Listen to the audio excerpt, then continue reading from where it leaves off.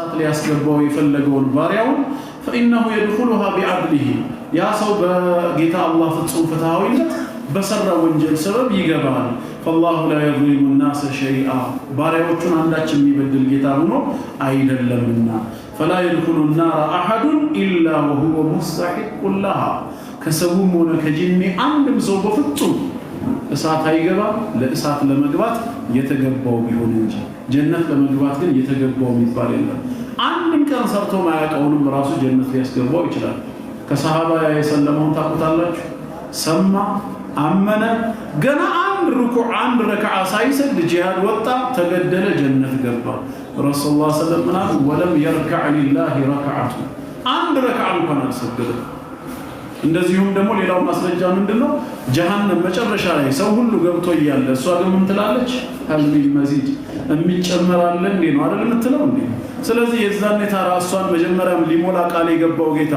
መሙላት ስላለብኝ ብሎ ሰው ፈጥሮ አይደለም የሚከተው መለኮታዊ እግሩን ላይ ሲያሳርፍባት ቀጥ በቃኝ ትላለች ነገር ግን ጀነትም ሰው ሲገባ ፈድላሉ ረሱላህ ሰለላሁ ዐለይሂ ወሰለም ትርፉ ቦታ አላህ ወአሁንም ያልሞላ ምን ያደርጋል የዛኔ አላህ አዲስ ፍጥረቶችን ይፈጥርና እዛው ይከታቸዋል ይሞላታል ጀነት ለመግባት ረህመቱ በቂ ነው ጀሃነም ግን ለወንጀሉ ማን ነው ለእሳቱ ተገቢ የሆነ ወንጀል የሰራ እንጂ ማንንም አይገባው ይሄ ጌታችንን ፍጹም ፍትሃዊነት ያሳያል ويرى أن الله لم يظلمه شيئا سو يوم يا ساتي قبو سو الله من دال بدلوا يا براس وانجل مهنون ولذلك أدلة كثيرة لذيهم بزو مصر الجال لمثال منها قوله تعالى كلما ألقي فيها فوج يتوصلوا شفروش سات لا يبتوروا بتتعب قطر يوسط زبينوش ملائكة عليهم السلام يطيقوا الجوال سألهم خزنتها زبينوش يطيقوا ألم يأتكم نذير ምንድነው ለእሳት ይዳረጋችሁ እስኪ እናንተ ሰዎች ነገሩ ዱንያ ላይ ያላችሁ አስተንቃቂ መልእክተኛ አልመጣላችሁ እነዛ ሰሰራቸው የነበሩ ወንጀሎች ዛሬ ለእሳት እንደሚዳረጓችሁ ቀድሞም ያስተነቅቅ ስላልመጣ ነው ይላሉ ተመልከቱ የጥያቄውን አግባብነት መላሾችስ ምን ይላሉ ምን እናደርግ ጣፈንታችን ድሮም ቀደራችን አደም ጀርባ ላይ እያለን እሳት ስለተጻፈብን ነው አይደለም የሚሉት ምንድነው ታዲያ ምክንያታችሁ ሲሏቸው ምን ይላሉ قالوا بلى رايدلم ممطاتونما متون ነበር አስጠንቃቂው ታዲያ ምን ተከሰተ قد جاءنا نذير برغጥ ማስጠንቃቂ ዱንያ ላይ ያለን መጣልን እኛ ግን فكذبنا አስተባበልና ይመጣልን አስዋሸን وقلنا ጭራሽም አል ما نزل الله من شيء እናንተ ቀጣፊዎች ናችሁ አላህ በእኛ ላይ ምንም ያወረደው ነገር የለም ኢነ አንቱም ኢላ ፊ ضلال كبير እናንተ በጣም ታላቅ በሆነ ጥመት ስህተት ውስጥ ያላችሁ ናችሁ ብለን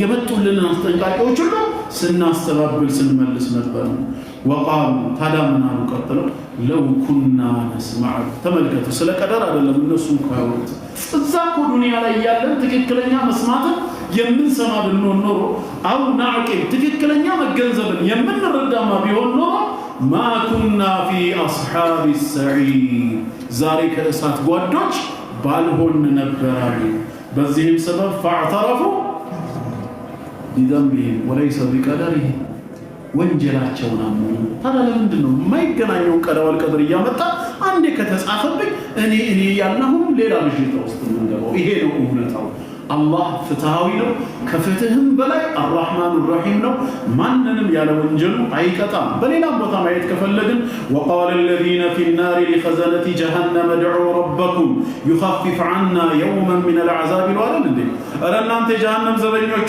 እባካችሁ ጌታችሁን ለምኑልን ቢያንስ እንኳን አንድ ቀን ቅጣት እንዲያቀልልን እስኪ እናንተ አማልዱን ይሄንን ብለው ሲለምኗቸው قالوا اولم تكن تاتيكم رسلكم بالبينات ዛሬ እሳት ከመግባታችሁ በፊት ዱንያ ላይ ያላችሁ መልእክተኞቻችሁ በግልጽ አስረጂዎች እሳት እንዳትገቡ በማሰብ አይመጡላችሁ ነበር እንዴ ይሏቸዋል قالوا بلى እንዴት አመጣው እነሱ ማለት ይሄ ነው ሐቂቃው እውነታው ሌላ የሚጠቀስ ከተባለ 10-20 ጥቅስ ማምጣት ይቻላል ስለዚህ ምንም አይነት የበደል ስሜት ተበደለናል የሚል ነገር ሊገጥመን አይገባም ጀነት ከገባንም በጌታችን ረህመት አላህ ይክተተን እኛም ሰበቡን ማሟላት ከኛ ነው የሚጠበቀው ይሄ ወሊዛሊከ خلقنا ለዛም ሲባል የፈጠረን ሊየብልወኩም አዩኩም አሕሰኑ ዐመላ በቃ ስራን ማሳመር ከኛ እሱ ግን ሊፈትነን ነው ዝም ያለ በዚህ በቀኝ በኩል ኸይሩን አዘጋጀልን በዚህ በግራ በኩል ሸሩ ተዘጋጅቷል ወደ ቀኙ ብትሄዱ ግን ያዋጣችኋል ወደ ግራ ብትሄዱ ግን ትጎዳላችሁ አለ አግዙኝ ያላችሁን ጊዜ ወደ ቀኝ ለመሄድ ዝግጁ ነኝ አለ እኮ በቃ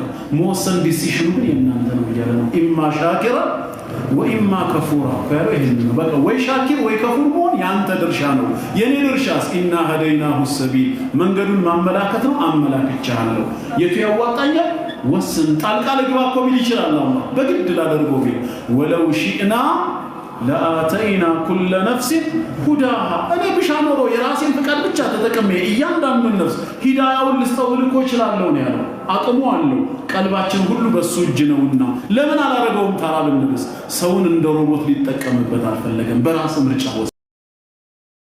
እኔ ወደ ፈልጋ ከመጣ አግዛለሁ እምቢ ካልክ ቅጣት አለ መወሰኑ ካንተ ሊሆን ፈልግ ያለው ነው ያለው ጣልቃ ገብቼ ልቀይረውማ ካለስ ይችላል ምን ያቅተዋል ولو شاء ربك لآمن كلهم من في الأرض جميعا ጌታህማ ቢፈልግ በመድር ላይ ያለው ሁሉ ተሰብስበው ሙእሚን ላደርጋቸው ቢል በማይክሮ ሴኮንድ ሁላችንን ሙእሚን ማድረግ ይችላል ነገር ግን እንደ ሮቦት ሊጠቀምብን አልፈለገም ሁላችሁም ማመን ከፈለጋችሁ በሩ ክፍት ነው ሁላችሁም መካድ ከፈለጋችሁ በሩ ክፍት ነው ያለው አለቀ በቃ ግልጽ ነው ወንድሞች በዚህ መልኩ እንረዳው ወኩሉ ያዕመል ስለዚህ ዛሬ ያንዳንዱ ሰው ይሰራል አሉ ይሄ ዛሬ የሚሰራው ምን የሆነ ነው ቀድ ፉሪገ ሚንሁ ድሮ ተወስኖ ተጠናቆ ያለቀ ነው በጌታችን መለኮታዊ ዕውቀት ዛሬ ምን ሰራው ኸይርም ሸርም ስራ ለአላህ እንደ አዲስ ይታይ አይደለም ለኛ እንደ አዲስ ሊሆን ይችላል ከሁሉን አዋቂነቱ አንፃር ግን በለውህ መሕፉዝ ምን የሆነ ነው ቀድሞ ተጽፏል ማለት እንሰራው ግን ተገዷል ማለት አይደለም አሁን ካዋቂነቱ አንፃር ወስኖ ጽፎታል እንደማለት ነው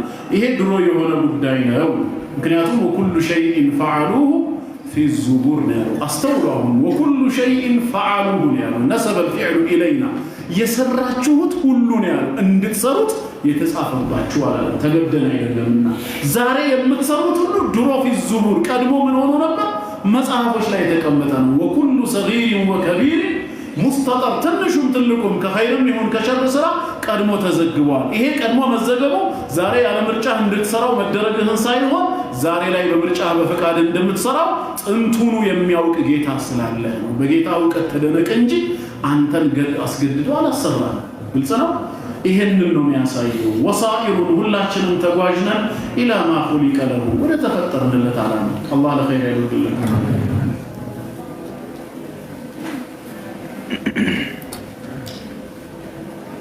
ሰዓት አለ 5 ደቂቃ እሺ والخير والشر شيخ قطلنا በቀጣዩ ወይ ማብራሪያ ያለው መሰለኝ እዚህ ጋር قال تعالى ولقد ذرأنا لجهنم كثيرا من الجن والانس ይሄንን አይተናል ومما يجب ان يعلم للتوق ግድ ከሚለው መካከል ان الله تعالى لا يمنع الثواب الله ምንዳን የማይከለክል ጌታ መሆኑን ነው الله ምንዳን በፍጹም አይከለክልም الا اذا منع سببه ምክንያቱን ካልከለከለ በቀር ለምንዳ የሚገባውን ምክንያት ከወፈቀህና እንድትሰራው ካደረገ ያን ከሰራህ በኋላ ዋጋውን ግን ምን አያደርግም የሚከለክል የሚያወክል ጌታ አይደለም መጀመሪያውንም የማይገባህ ከሆነ ግን ሰበቡን የማይወፍቅህ ማለት ነው በዛ ወንጀል ሰበብ ለዛ ለምንዳ ለዋጋው ግን አንተን ሰበቡን ወፍቆ አግዞ ካሰራህ በኋላ ግን ደሞዝን ግን በፍጹም የሚከለክል ጌታ አይደለም ይሄንን የሚወቅ ነው ምንድነው ያ ሰበቡ ከተባለ ስለምን እንዳለ ሰው የሚዳረገው وهو العمل الصالح መልካም ስራ ነው ስለዚህ ለመልካም ስራ ወፍቆሃል ማለት ነገ ለምን አዘጋጅቷል ማለት ነው ሊመነዳህ አላህ ፈቅዷል ማለት ነው ሊመነዳህማ ማይፈልግ ጌታ ቢሆን መጀመሪያም ሰበቡን ምን ያደርግም ነበር አይወፍቅም ዛሬ መወፈቃችን ለነገው መዳናችን ተስፋ ነው አላህ ያዘውተረልን እኛውም ቢብለን ነው ያን ስራ በኩፍር ካበላሸ ነው ያን ስራ በወንጀል ካበላሸ ነው ካንሰል መናረገው እንጂ ዛሬ በኸይር ስራ ወፍቆ በዛ ተውፊቅ ላይ እንድንዘወትር ካገዘን ደግሞ ነገ ሊከለክለን አይደለም ጥቆማው ሊመነዳን ነው አላህ ሊከለክል ጌታ አይደለም فانه ምክንያቱም እርሱ በቃሉ ምን አለ ሱረቱ ጣሃ ላይ ومن يعمل يمسرا سوا من الصالحات كملكام سرا وهو مؤمن شرط سو እዛው ከህደት ላይ ያለ ማለት አይደለም አማኝ ሆኖ በእምነቱ ስር ሆኖ መልካም ስራ የሚሰራ ሰው فلا يخاف ነገ የውም القيامه አይፈራም ከጌታው ዘንድ ምን ዙልመን መበደልን ወላ ሀጥማ መጎደልንም አይፈራም። መበደል ምንድነው? ያልሰራው ወንጀል መጨመር፣ ባልሰራው ወንጀል ይቀጣሉ ብሎ አይፈራም። ወላ ሀጥመን መጎደልንም አይፈራም። ምን? የሰራው መልካም ስራ ተገቢውን ዋጋ እንዳያገኝ ማጉደልና ማጥፋት የሚባል ነገርን ጌታው ዘንድ አይፈራም። ምን ያደረገ ሰው? አማኝ ሆኖ መልካም ይሰራ። ስለዚህ ዛሬ አማኝ ሆነን መልካም መስራታችን ለነገው ስራት ነው። አላህ ያጽናን። ለዚህ ነው ኢህዲና ሲራጠል ሙስተቂም ያስፈልገን። ዛሬ ሂዳያ ላይ ነን ብለን ኢህዲና ከማለት አንቆምም። ነገ ደግሞ በወንጀላችን ሰበብ ያ ሂዳያ ወደ ضلال እንዲቀየርብን ብንዳርገውስ ሰቢትና አጽናን እንለው ከዛ አንፃር ነው ማለት ነው። ይሄንን ነው መረዳት ያለብን። ወከዛሊክ ልክ እንደዚሁ ወላ يعاقب احدا الله አንድንም አይቀጣም ከፈጠራቸው ፍጥረታት ኢላ بعد حصول سبب العقاب ለቅጣት የሚዳርገው ሰበብ ወይም ምክንያት ከተከሰተ በኋላ ቢሆን እንጂ እንዲሁ በባዶ ለቅጣ አማረኝ የሚል ጌታ አይደለም። ምክንያት ለመቀጣት በቂ ነገር ከተገኘ ነው። ምንድነው እሱም ሰበቡ? ወንጀል ነው። በዛ ወንጀል ላይ ደግሞ የሚገርመው እኮ ወንጀል መስራቱ አይደለም መዘውተር ነው ሸርጡ። ተውበት ካለክስ ይመራላ የቱንም ያህል ቢበዛ ወንጀል ሆኖ እንደገና መዘውተር የሚባለው ነገር ያ ነው መሰረቱ። فإن الله تعالى يقول ይሄው አላህ እንዲህ ብሏል وما أصابكم እናንተን ያገኛችሁ በጠቅላላ من مصيبة ከመከራ ከእንግልት እወቁ فبما كسبت أيديكم እጆቻችሁ በሰራው ምክንያት መሆኑን እወቁ። እኔ እናንተን በማሰቃየት የምደሰት ጌታ ሆኜ ወይ ባሪያዎቼን በመቅጣት ተለዙዝ ማደርግ አምላክ ሆኜ ሳይሆን እጆቻችሁ በሰሩት እንደሆነ እወቁ፣ ራሳችሁ እወቁ። እንደዛም ስላችሁ ደግሞ ተመጣጣኝ ሆኖ እንኳን አይደለም። ምን እያልኩኝ ነው? እንደውም ማለት ወያዕፉ عن كثير ብዙዎቹን ደግሞ በይቅርታ ልፌ ነው። ለጥቂቱ ብቻ ነው። ለጥቂቱም እኮ የማመጣው ራሱ ለምንድን ነው ግቡ ሲባል ለመቅጣት ሲባል አይደለም፣ እንድትመለሱ ማንቂያ ደውል እንዲሆን እንደ ወንጀሉ ልጣችሁ ካልኩ ላጠፋችሁ ነው አለ። ወለው يؤاخذ الله الناس بما كسبوا ما ترك على ظهرها من دابة አንድም አልተውም አጠፋችኋለሁ አለ። ግን ብዙዎቹን በይቅርታ አለፍኩኝ አለ። ጥቂቶቹን ስለምን አላለፈም? ብዙውን ያለፈው ጌታ ጥቂቱን ራሱ ያላለፍኩት ለእናንተ አዝኜ ነው። በትንሽ ቅጣት ዱንያ ላይ ሙሲባ ሳመጣ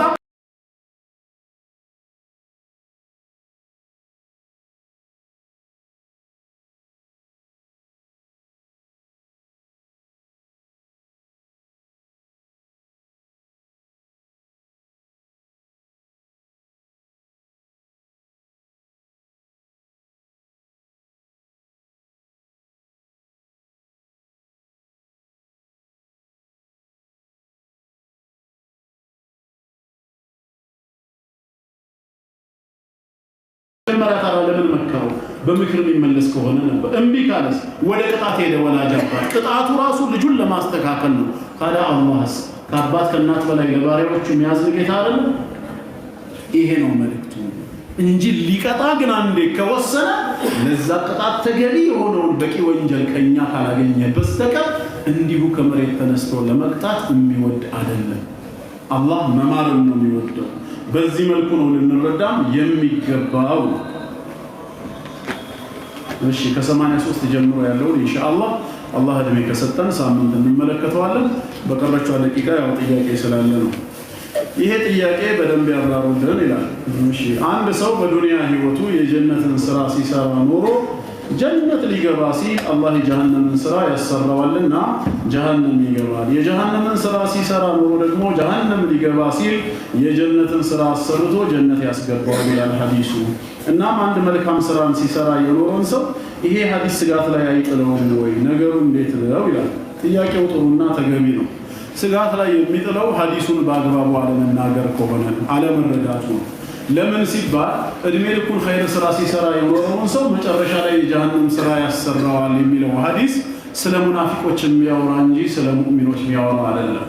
ረሱላችን ሰለላሁ ዐለይሂ ወሰለም ፈወለዚ ነፍሲ ቢየዲሂ ነፍሴ በእጁ በሆነችው ጌታ በአላህ ምዬ ነግራችኋለሁ ኢነ አሐደኩም ለየዕመሉ ቢዐመሊ አህሊል ጀና ከእናንተ አንዳችሁ የጀነት ሰዎችን ወይም የጀነት ባልተቤቶችን ስራ ይሰራል። እስከ መቼ?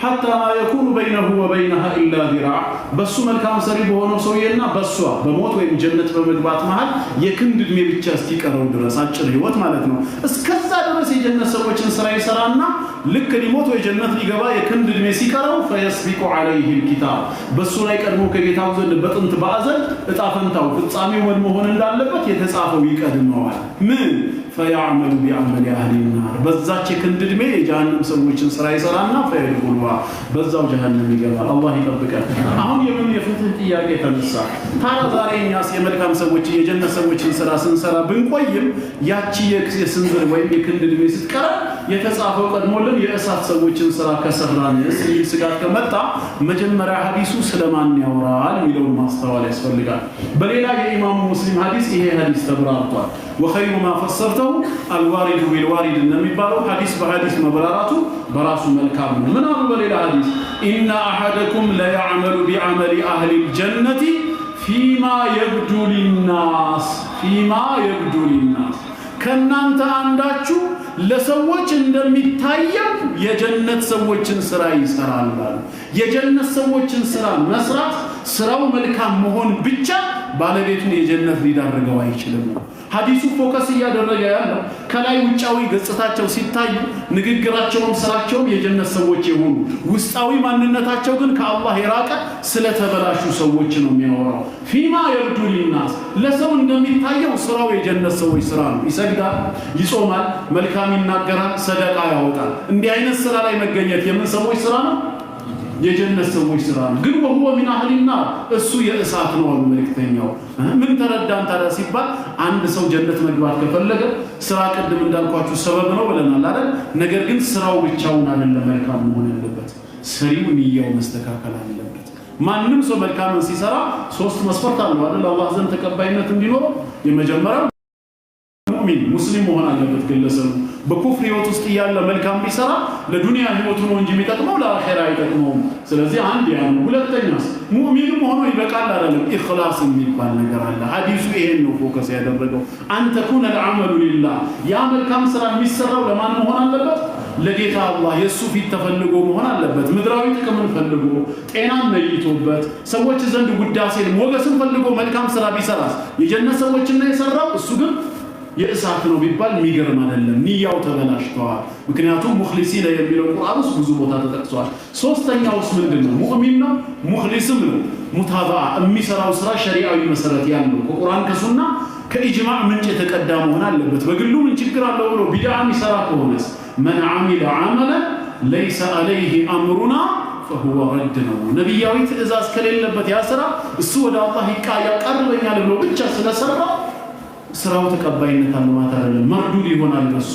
ስለዚህ ከዚህ ተነስተን ሐዲሱ የሚናገረው አንድ ክንድ እስኪቀረው ድረስ የጀነት ሰዎችን የሚሰራው ሰው ይስራው ነው ውስጡ ግን ምን እንደሆነ የሚያውቀው ጌታ አለ ያን ያወቀው ጌታ በአዘል አስቀድሞ ምን ጽፎለታል የእሳት ብሎ ጽፏል ለምን ውስጡን አይቶታል እሱ ነው ትክክለኛ ዳኛ የሚሆነው ስለዚህ ያቺ ክንድ እድሜ ስትቀረው فيسبق عليه الكتاب ቀድሞ ስለ ሰው ይወጣ ፈንታ የተጻፈው ይቀድምና በዛች ክንድ እድሜ የጀሃነም ሰዎችን ስራ ይሰራል አሁን ምን ሆነ ውስጣዊ ማንነቱ ከስራው ጋር ተገናኘ ማለት ነው በዛው فيدخلها እሳት ይገባል እሺ ይሄኛውስ የጀሃነም ሰዎችን ስራ ሲሰራ ይከርማል አዎ ከላይ ገጽታው እንደሚታየው ነው ውስጡ ግን ለአላህ የተዋደቀ ነው ወንጀልን ፈልጎት አጣጥሞት አይደለም የሚሰራው የአላህን ትእዛዝ በመጣሱ ውስጡ የሚወርሰው ሰው አለ ከወንጀል ግን መላቀቅ ያልቻለ በድክመቱ ሰበብ በአካባቢው ኢንቫይሮንመንት ተውጦ ካፊሮች በበዙበት ወንጀለኞች በበዙበት አካባቢ ኑሮ ተገዶ የሚወድቅ ሰው አለ ግን እሱ ቀን ይውጣልኝ እንጂ የአላህ ባሪያ ነው መሆን ፈልገው የሚል ልቡ እኮ ለአላህ የተሰበረ ብዙ አለ እንዲህ አይነቱን አላህ በረህመቱ ሲደርስለት የክንድ እድሜ የቀረው ጊዜ ተውበትን ወይ መልካም ስራን ይወፍቀውና በዛች የክንድ እድሜ ኸይር ስራ ሰርቶ ይገባል ጀነት መጀመሪያም ልቡ ለአላህ የተዋደቀ ነው ስለዚህ ምንድነው የሐዲሱ ፎከሱ ከላይ ምን ሰራው ስራ ጥሩ ወይ መጥፎ መሆኑ አይደለም ወሳኙ የስራው አድሬስ ታርጌት ያደረገው ልባችን ጋር ያለው ያ ሊወስነው ይገባል የሚለውን ለማስተማር ነው ግልጽ ነው እንጂ አንተ ከልብህም ከተግባርህም አላህን እየፈለግ እድሜ ልክህን እየሰራህ ልትሞት ስትል ስራህን የሚያበላሽ ጌታ አለ እንደውም እኛ በተግባር የምናውቀው አላህን በተቃራኒው እንዴ 99 ነፍስ እስኪገድል ድረስ ያወቀው ጌታ ዝም አለው ጭራሽ ሄዶ ፈትዋ ጠየቀ ልመለስ ፈልጋለሁ አላህ አይምርህም ሲለው አንተስ ምን ታደርጋለህ ብሎ መቶኛ አደረገው ዝም አለው ጌታችን ታገሰው ከዛ አንድ አሊም አመላከቱት فمن يهود بينه وبينه በሚለው ፈትዋ መሰረት ባንተ ተውበትና በሱ ምህረት መሃል ማን መጋረጃ ይገባል ተውበት አደረገ ወደ መልካም ሰዎች ሀገር እንደተጠቆመው ይሄን መሀል ሴንተር ላይ ሞት አረ ሰውየው ጀነት ገባ። ይሄንን ነው የምናውቀው። ወንጀል ሲሰራ ከልቡ የተመለሰ ነው የሚምር ጌታ እንጂ አላህን ፈልጎ ኸይር ስራ ሲሰራ የከረመን ሰው ሊሞት አካባቢ የሚያበላሽ ጌታ የለንም አለ ከተባለ ማስረጃ ይሄ ሐዲስ ካሉስ ይሄ ሐዲስ ስለ ውጫዊ ስራ ነው የሚያወራው። ውስጣቸው የተበላሸ ሆኖ ሌላ ሐዲስም አብራርቶታል። አንዱን ሰሃባ ጀግናውን በሳቸው ፊት ወደሱት። አንድም ሙሽሪክ አመልጠውም የሚገነዳድሳቸው ቢሆን እንጂ ያሉ ሲያወድሱት ቃለ ሁወ ሚን አህሊና እሱ እኮ የእሳት ነው። ታዲያ ጂሃድ ምን ያደርግለታል? ሰላት ምን ያደርግለታል? የእሳት ሆነ ተመልከቱ። ደነገጡ ሰሃቦች።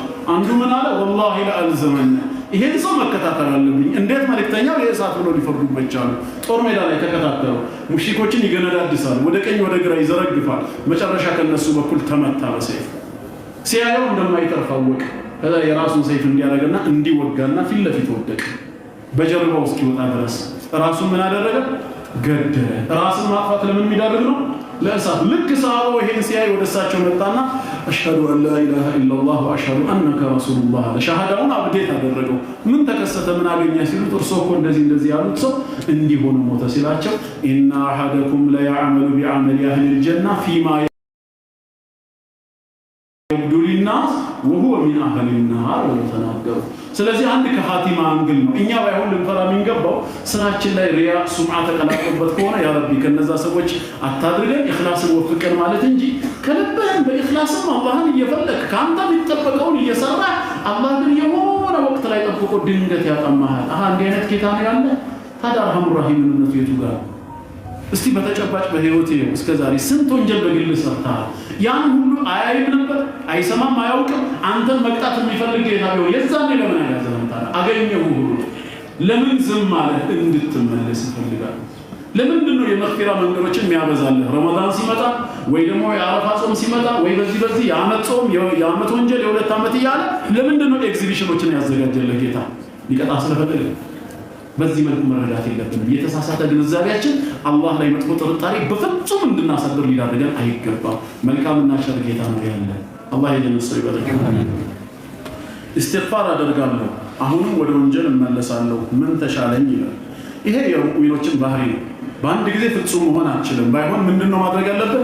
ለለውጥ ራስህን ማዘጋጅ። ትናንት ከነበረው ማንነትህ ወንጀልን መቀነስ፣ ኸይርን መጨመር አድርግ። ሌላው እንዲያግዘኝስ ድጋሚ ደግሞ ካል ውሎህን አሳምር። መልካም ሰዎች ከአላህ ፈሪዎች ጋር ሁን። ጊዜህን በአግባቡ ከነሱ ጋር ስትጠቀም እንደዚሁም ዓሊሞች ስለሆነ ምክር ስትቀበል ለውጥ ላይ ትመጣለህ ማለት ነው። ሱረቱል ሙልክን ሳልቀራ አልውልም። በጣም ባልቀራ ግን ምን ዋጋ አለው? አልገባኝም። የቀረውን ያው በግል ጠይቀኝ።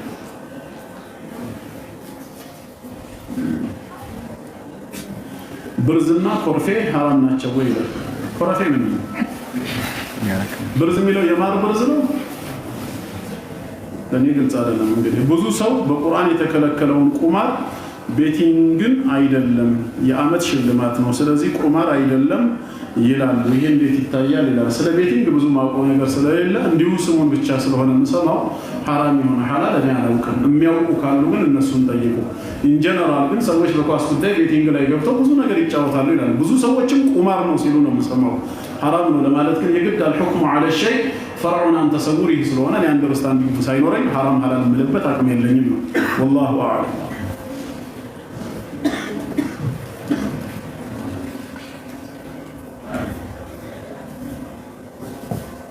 የመጀመሪያ ሚስት ሳታውቅ ሁለተኛ ሚስት ማግባት እንዴት ይታያል ይላል። ያው ለማግባት ፈልገህ ከሆነ ትችላለህ። ካገባህ በኋላ ግን ማሳወቅ አለብህ።